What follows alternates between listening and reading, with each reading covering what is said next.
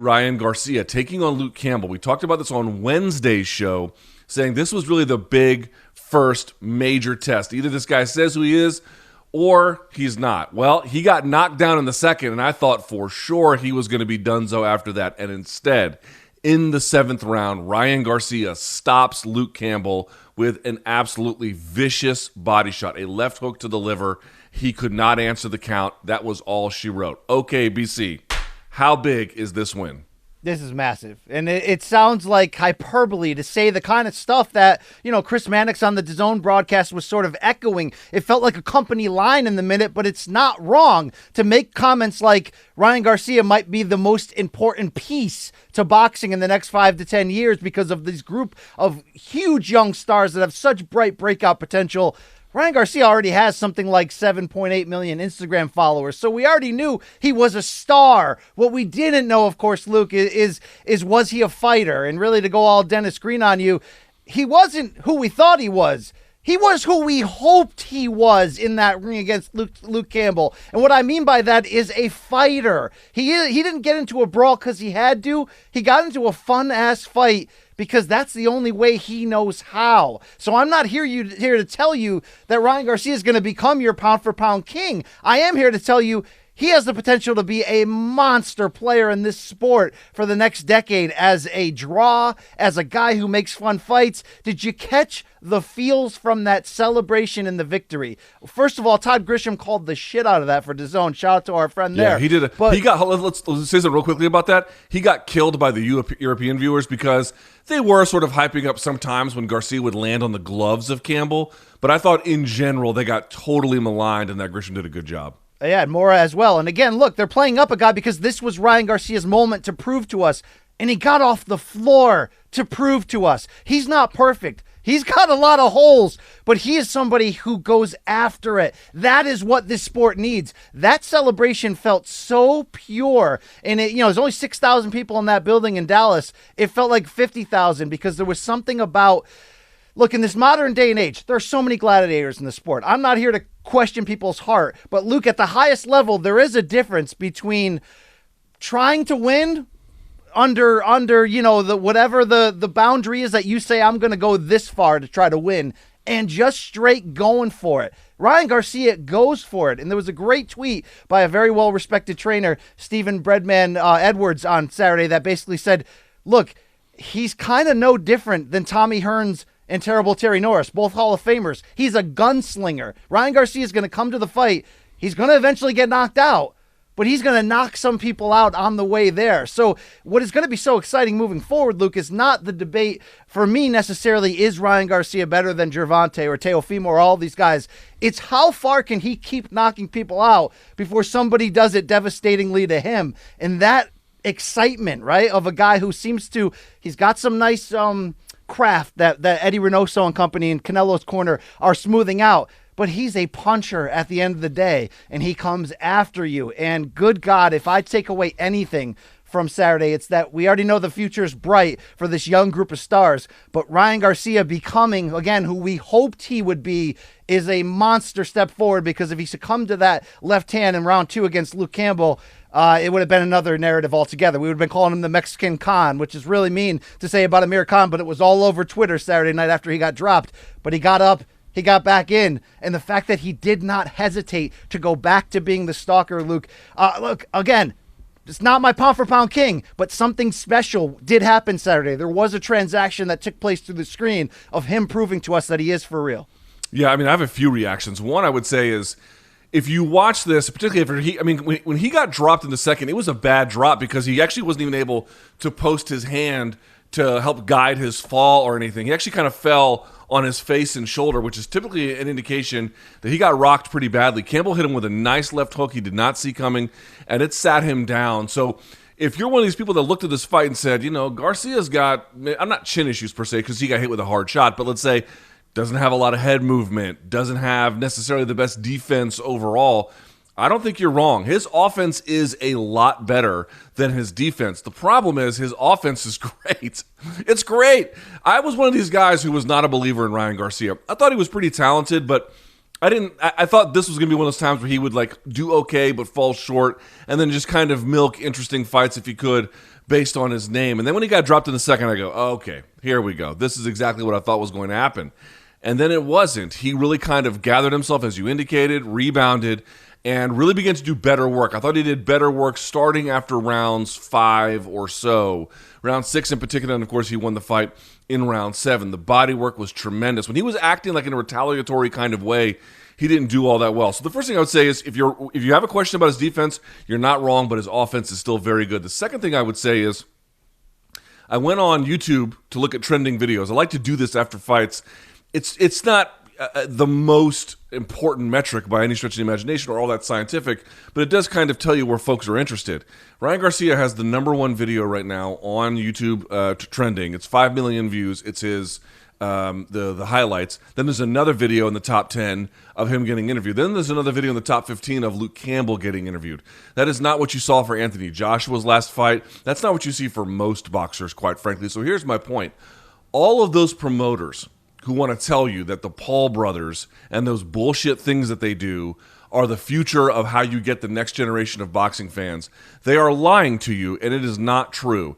Those events will do well, but that is ultimately that is a very different kind of environment and product that they are selling.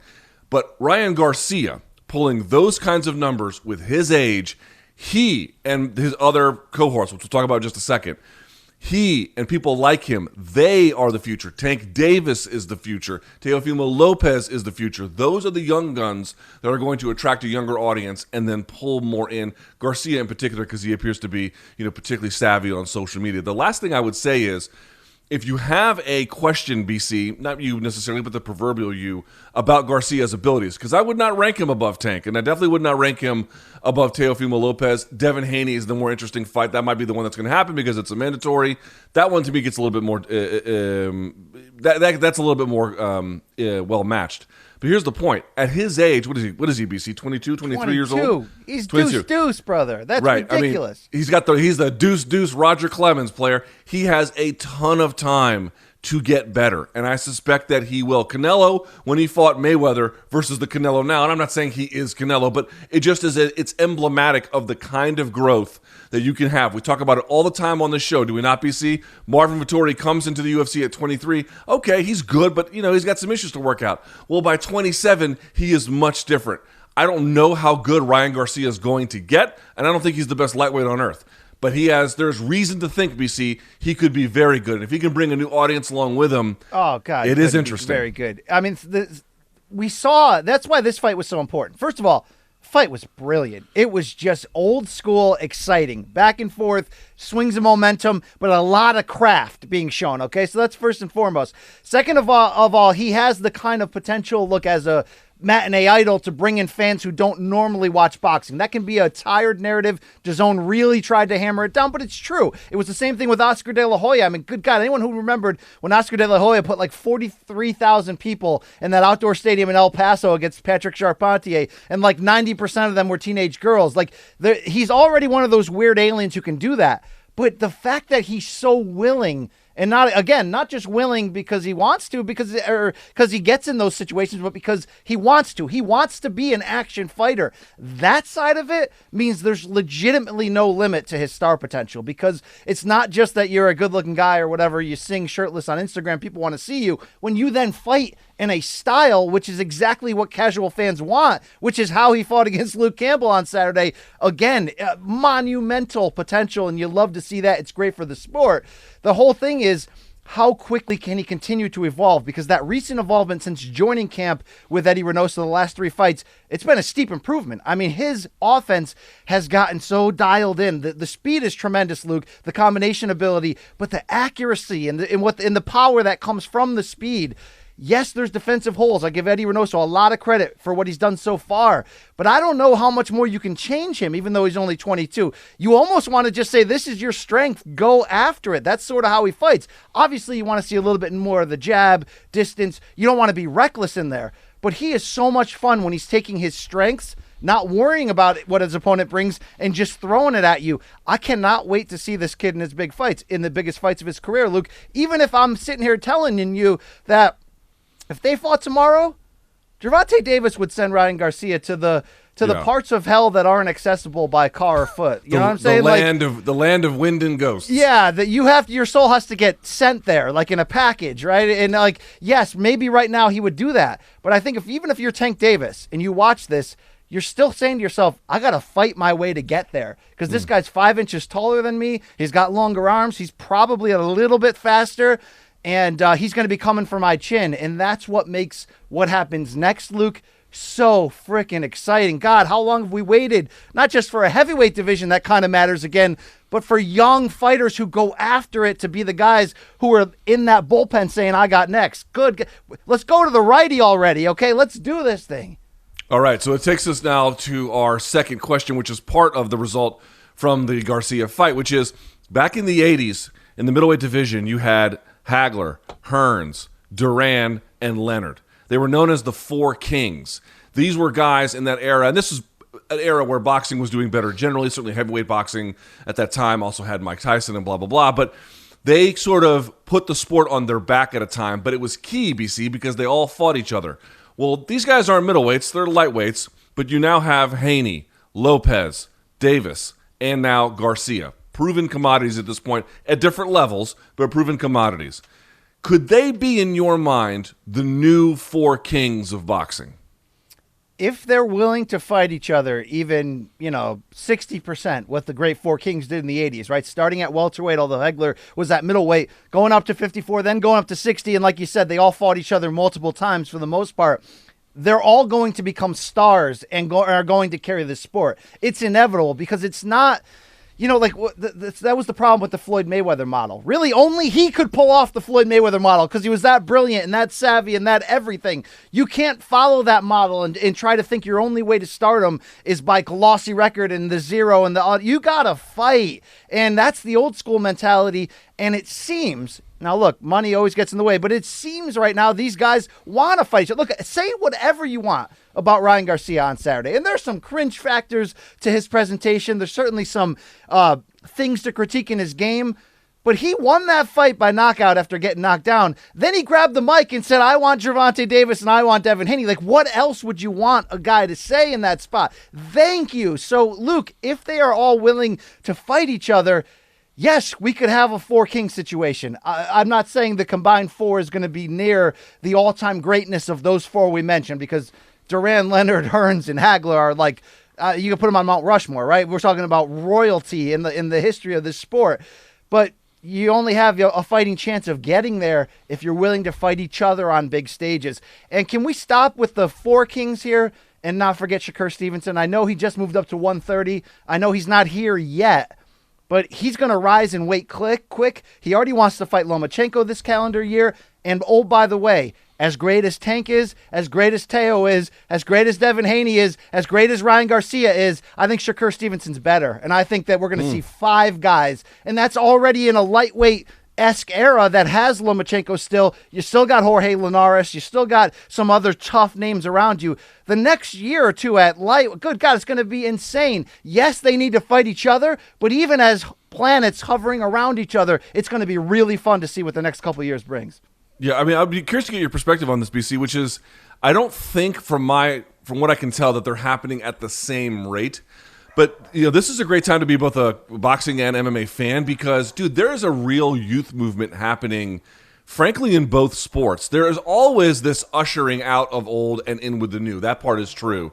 But there appears to be, as you hear my dogs going apeshit, there appears to be an even greater pronounced movement as we speak today, where there is a ton of youth displacing older talent on the MMA side of things, like a Kevin Holland, for example, beating a Jacare. And on the boxing side, these four guys, to your point, are not the only ones. They are emblematic of the larger movement, but we could name a lot of names. How about guys who still have a lot to prove, but there's a lot exciting about? How about Jaron Ennis, for example? Cool Boy Steph, for example. I mean, on the boxing side of things, dude, you have so many interesting younger guys. These four are kind of leading the pack in terms of what they've accomplished and name value notoriety. But would you agree, BC, that more than normal, we're having turnover from old to young in both combat sports? And I'm not saying if that is true, it's happening for the same reasons. but it does feel like it's happening right now. It does, and it's exciting, and that's how you revitalize eras in sports. And, we hear too much that boxing is dead, and obviously boxing constantly shooting itself in the foot. It's sort of its MO. It's how it's going to be, right? It's put the scarlet letter on my sport already. She is who she is, but this is going to help boxing really reload, obviously, along with the heavyweights, along with that always sexy welterweight division. If we can get Spence and Crawford, on the road to fighting each other by the end of this calendar year, yeah, we're in a great spot. But again, it not only takes being marketable and being really good, it's a willingness. And we don't consistently see that willingness across the board to do what those guys did in the 80s, which is not be able to rest knowing that there's somebody out there. There wasn't Twitter in the mid-'80s, but not being able to rest that there's some fan out there that thinks another fighter is better than them. That was sometimes the calling card to get these guys up. Yeah, it was about money. Yeah, it was about those things. But it was about glory. Now, if you make your whole career about glory, you may be slurring your speech at age 48. I mean, it is what it is at the end of the day. But we're seeing, I think, in this new era right now, just a willingness to put it out there. I mean, Luke, off just the top of your dome from a pulse check, how freaking excited would you be if Ryan Garcia fought both Devin Haney and Tank Davis in the next 18 months, and Shakur Stevenson fought Loma, and Teofimo fought, Haney. I mean, just like this is ridiculous right now. Well, we should slow the roll too, because if you actually look at the time that the Four Kings actually did this, I don't want to be clear. It's like, I'm not telling you that Haney and Lopez and whoever, I'm not declaring to you that they're this era's Four Kings. They have to fight each other before we can even begin to say that. What we're merely pointing out is there are some interesting parallels. Well, if they go down that path, if they choose to do that, they might end up being in a position where we can call them as much. But I want to point out something. If you actually look at Duran's record, for example, I pulled it up. He fought the first of the four that he fought was Hagler. That was 83. Then he fought Hearns in 84. No, and then he fought Leonard twice before that. Where I'm looking up here. Oh, yeah, sorry. He fought Leonard before that in 80 and 8, two times in 80. Okay, but the other ones were still 3 or 4 years apart, right? So it didn't happen all on top of each other. The only thing I'm trying to point out here is if you look at it, you have a situation where when they fight each other, BC, I don't think it's all going to happen in the next 2 years or 3 years or, frankly, maybe even 4 years. It might be a while. Or at this weight class. It may not happen at this weight class, and that's exactly. fine, too. I'm just pointing out, this could be a 5 to 6 to 7 year project. What we want to see is, I think, in the next 2 years, at least one or more of those permutations. Because BC, on the heavyweight side of things, of all the big heavyweight fights that we could have had, we've only really had one. Now, we've had it twice, and it was good both times for different reasons, but we've not had Wilder versus Joshua. We've not had Joshua versus Fury. They still have some time to get this done, but that frustration begins to build about what kind of era we're really going to have at heavyweight if they don't make those fights happen. So I think some patience is in order at 135 pounds. It certainly is from the idea that, look, a lot of, if you're doing a 2-network pay-per-view, if you got guys on separate sides of the street, they're both going to have to get a little bit more popular before it's really going to work. So that we understand that. But we're talking about Ryan Garcia putting the words Tank Davis and Devin Haney in his mouth. We saw Devin Haney in the crowd. Look, I'd love a Tank Davis fight. And I know that even Steven Espinoza, who was on this show last year, was like, we would love to do a Tank Davis Ryan Garcia fight. So I'm not putting off that it's impossible to make, but would you say it's more likely Ryan Garcia is going to fight Devin Haney, given that they're both on the same network, the same side of the road? So for folks who may not know, it's also the WBC mandatory. Haney called him out.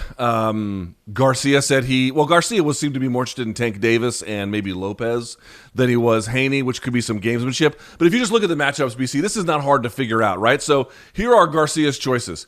Tank Davis is one. Obviously, Lopez is another. And then you have Haney. Haney on the same network, different promoter, but promoters that work for the same network in DAZN. And it's the WBC mandatory, easy call. Golden Boy and Top Rank, I think, don't necessarily like each other, but could get it done. With Golden Boy and PBC, it seems like that one might be a little bit further away. Plus, Tank Davis, a pay-per-view star at this point, or at least pay-per-view, I think, sort of level. It's a little bit harder to do, maybe. So if I had to rank them in likeliest, BC, I go Haney, then I go Lopez, then I go Davis. What is your power ranking there? Yeah, I was going to say Haney most likely. Sometimes it just depends on leverage in the moment, because if Ryan Garcia had struggled here to win and we had a lot more questions, you can make the argument that somebody like a Gervonta is going to go out of his way to fight him. Now Ryan Garcia is in a power position coming off a strong win, but obviously not a win that didn't have any questions. So I do want to close with you this. I think Haney's most likely next. I don't think the tank fight is impossible to make. But how concerned are you, Luke Thomas? I've seen a young De La Hoya get dropped before. I've seen Trinidad got dropped a ton on his way up when he was still knocking dudes out. How concerned are you overall with what we saw out of Garcia in that second round? If he fights Haney next, maybe a lot concerned. But I'm not going to say I'm not concerned, BC, but you have to understand something. A young fighter almost always, and there will be exceptions that you can point to. So when I say this, someone's going to say, yeah, but what about X? What about Y? Sure. But in general, your offense will be better than your defense as an immature fighter. Now, not as a bad fighter, but as a young one. Offense tends to come better because fighters tend to focus on it more.